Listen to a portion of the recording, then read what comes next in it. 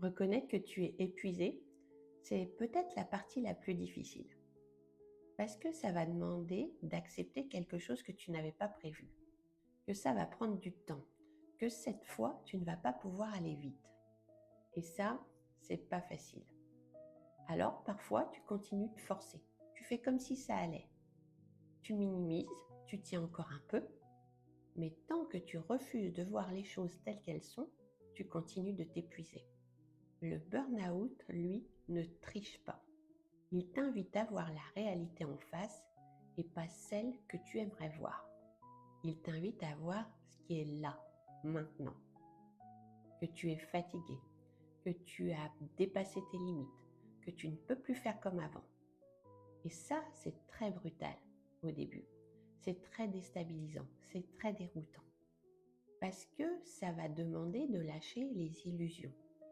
Ça va demander de ne plus se mentir. Mais dans cet espace, il y a quelque chose de précieux qui va se construire.